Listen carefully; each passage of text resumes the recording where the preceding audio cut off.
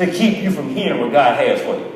Fear is not in the way influencing you. Doubt is not in the way. So God gave us a sober mind that's not drunk by success or drunk with pride or drunk with fear. That now my mind is sound and sober to be able to hear from him. So he did give us, now look what happened about this power here. Please read this. With the power of God within us, we need never fear the powers around us. Can somebody just give God just a hand clap and praise for that? That we got the power of God.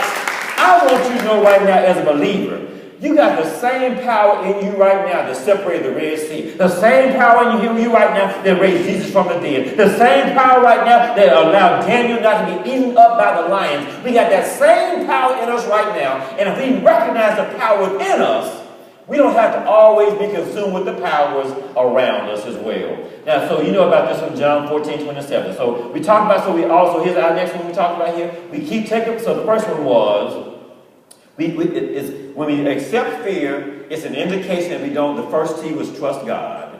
Second T was we take possession of what God didn't give. He did not give us fear. What did he give us? Just read the first 3 lines here. Peace I leave with you. My own peace I now give to you. So what did he give us? He gave us peace. Keep on going. Let's read out. And bequeath means like something left in a will. Somebody died and you got it. So that they keep on going. Not as the world gives do I give to you. Now here's the point now. Do not let your hearts be troubled. Whose responsibility? Okay. Neither let them be afraid. And then in brackets it says, stop allowing. So what's the word that should go before stop? You stop. You stop allowing yourself to be agitated and stirred. Don't be talking about God, please don't let me be agitated. Now God says, I gave you an anointing, I gave you power, I gave you strength. You are choosing to allow yourself to be agitated. You are choosing to allow yourself to be disturbed. So you have the power to either be disturbed or not disturbed. Don't ask God to do what he already told you to do and gave you power to do in the name of the Lord. Stop allowing yourselves to be agitated and disturbed. And do not, what goes for do? You. And you do not permit yourselves to be fearful and intimidated and cowardly and unsettled. Here's our next one. Y'all, we used this so far. The indication of lack of trusting God. What was our second T we just said right here? Take position what God did not give. But watch this T right here. Watch this one now. Fear has at its core mission to trouble us. That's what fear is designed to do. Now let's talk about this for just a second, about this idea of trouble. If somebody you had a bumper sticker, and somebody asks you, says, trouble is, now don't put somebody's name in it, but trouble is, how would you complete it? Talking about you. So how would you go back in and complete that sentence? Trouble is what? What is it? What is it? What's trouble is? How do you find it? The definition of trouble. Trouble is how you define it. What is it? Confusion. All right. What is it? Fear. All right. So that's pretty good. I found my few secrets. That's pretty good. So that is trouble. So let me give you the Greek definition. We spent a whole month about living trouble-free before, and again, people were thinking I was going to share with you how to keep trouble from showing up. Trouble's going to show up. I just don't have to allow trouble to trouble me. But now, what does it mean about trouble? Here's our Greek definition of trouble that really, I think, encapsulates it all. Trouble is to stir up, but please read this next one with me. I love this one. It means to set in motion what needs to remain still. Oh, I love that. Let's work with that for a moment. Trouble means to stir it up, but more importantly, it means to set in motion what needs to remain still. So your mind at night, when stuff is going on, starts racing. And your mind was supposed to remain still. But now it's already set in motion. That's what trouble is. At this point, I'm supposed to be centered and trusting God. But I keep on looking at my circumstances around me. And the more I look at it, the more fearful I get. So now my peace should already be still. And now I'm giving away my peace to my circumstances and my problems. My trust now gives way and puts in motion because of all the trouble around me. So it means to set in motion what needs to remain still. Watch this verse right here. Please, I love this. Read this verse with. This is Psalm 46:10. You have this on your slides. Read this together. Be still. Oh, that's it right there. And know that I am God. Keep going. I will be honored by every nation. I will be honored throughout the world. So what's he saying here? So trouble is to set in motion what should remain still. He's saying be still. Here's the point. Too many of us have gone in and started moving when God said be still. So in our movement, we have missed the voice of God because we're so busy trying to get what God didn't have for us. Oh, good God. I said so many times, when God told us to be still, wait on him, know that he is God, he says, be still because I have some direction, I have some clarity, I have some insight for you. But we're so busy trying to do something that we sometimes in our activity miss the voice of God. Amen. So as a result, we talked about this in Bible study on Tuesday. Many times, Abram, from last week we talked about this from Genesis 15. Abram was told he was going to be the father of nations. He was old, wife was old, and in turn didn't have any children. So in their minds, we already old. We're supposed to be the father of many nations. I don't even have a kid. So his wife comes up with the idea, well, I'm kind of old and dusty. So in turn, you go back and get my servant, and you have a baby with her. So Ishmael comes.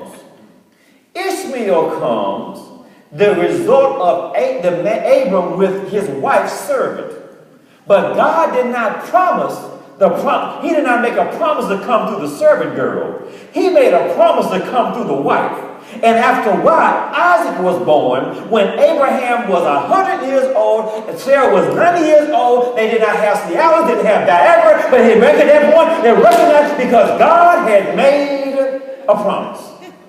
And what happened, instead of waiting on God for Isaac, they went and created an Ishmael. What's happening right now? And if you look carefully, I was talking about this on Tuesday. If you look carefully, God was always talking to Abram. Abram in Genesis 17:5 became Abraham, talking to Abram. From the time Ishmael showed up, you don't hear God talking to him anymore till Ishmael goes. Ishmael will keep us further away from hearing the voice of God because it's out of self-effort. When you start trusting God and know it could not be anybody else but the Lord, and recognize it could not be anybody else but God, and start trusting God, I don't care what it looks like around you. If God made you a promise, it shall, it will, it must come to pass in the name that's above every name. So stop producing Ishmaels when you ought to be waiting on Isaac. Some folk around here, we got Ishmaels all around. Little Ishmaels popping up. Because we decided that we were not going to wait on God. God said at this point that I'm going to provide transportation to you. We heard, I'm going to buy a new car. God said, I got a bus pass for you. So the idea was we had to wait on. So we keep producing and trying to take stuff in our own hands, rather so what God is saying, be still. Be still. Just sit still and just listen to me. Listen for me. I got some direction for you right now. You keep on being busy and keep on doing stuff and trying to do something. Just be still. And I'm going to show you I'm God. And as a result of working through you, I'm going to be exalted. But if you keep on moving and keep on going somewhere and not being still, I won't be able to work through you to show the world how awesome I am, God says. Now look at now. I'm not going to have you read all this, but I just want you to have this as a reference. Luke 10, 38 through 42. Jesus shows up and goes in here to a village. And it says at this point he entered the village, and you had two sisters there, Mary and Martha. He goes in there, and when he shows up, when Martha starts just cooking, cleaning, you know how when somebody come by your house, you know they were coming? You try to y'all keep in the living room right now, if I get this right. Y'all keep me outside. How y'all doing? Y'all good? Y'all good out here? Just 5 more minutes. So Martha was cleaning up. And so when he came in, it says right here that, now look at it, I want you to see what it says. It says right here that she had a sister named Mary. Now look at that part. It says, but Martha. You see what Martha? I want you to read that part. But Martha was distracted with much serving.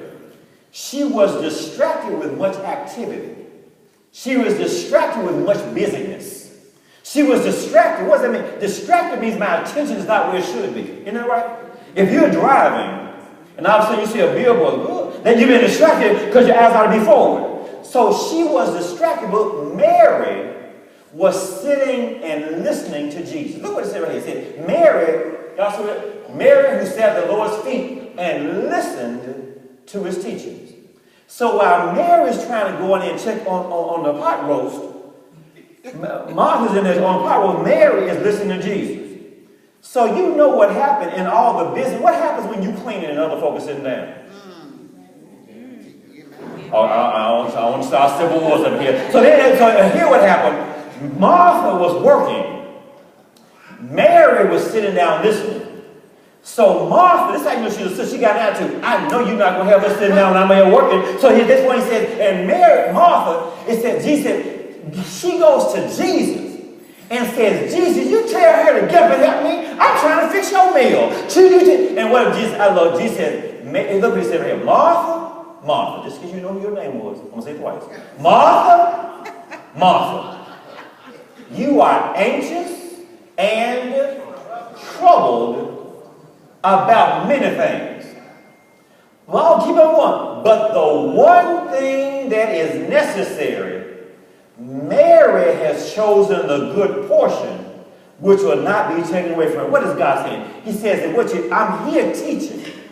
What you should be doing is doing like Mary and sitting here listening, and you're just so busy. And I appreciate you trying to fix me a meal, but I'm trying to give you a spiritual meal. And Mary had already gone back and said, now I don't know if Mary, what the history was. All I know is that Mary was sitting listening to what Jesus had to say. Now what are we talking about here? So going earlier, so be still. Mary was being still. Martha was just busy. I'm telling you, I know believers, we've all had times in our life where we just been busy. And here's the point. Sometimes we're busy doing church work, but we negating our quiet time with God. Oh, flower, I just felt something. Sometimes we're doing, we just out here. I'm saying the word. I'm going to go ahead and just let them know. No, the most important thing is, it says right here, the good portion, the most important thing, the necessary thing is to sit and listen to the teachings of Jesus to inform our activity. Many of us are busy and then leave God as a leftover. Hello, flower over here. Many of us instead of going to it and instead of trusting God, we got our to-do list. We already got our to-do list for tomorrow. Hadn't asked God a thing about it. I got to do this, I got to do this, Now, instead of saying, God, here's my to-do list. I love my wife says all the time, she says, God, prioritize my day. Now, I didn't realize when she prioritized the day, some stuff I wasn't going to get. But the idea was, but praise God, she was listening to the Lord. So the idea was, so the important thing is that she was listening to the voice of God instead of just being busy, just being busy. I just want to say one other thing about this business here for just a moment here. Our sermon title here is Faithfulness, Fruitfulness, and Fearlessness. I want to spend, if you had thought about this term fruitfulness now, well, if somebody, you're going to define fruitfulness, and somebody says, well, what is fruitfulness? Tell me what you would come up with. Fruitfulness is what? What would you say? What? Multiplying. Fruitfulness is what? Building. All right. So fruitfulness, one could say they are fruitful by seeing the results of activity. Is that not a fair statement? Sometimes we may measure our fruitfulness by productivity and outcome. Right? Oh, I've been productive today. I've been fruitful today. And if you can't see it, and some folk can't even rest it. I mean, there's some times some folk can't even do a good, now some people do too good a job, but some people can't even have a vacation because their mind is always racing. Well, I'm going to do it now. I'm telling you, one of the worst things to have is a computer when you're on vacation. That's just the devil. Because you get on there, you get on there on that computer, and you're going to get check one thing. Then you check something else. 4 hours later, the sun going down, folk already ate, they in bed, you're still working. So fruitfulness, we look at fruitfulness as being kind of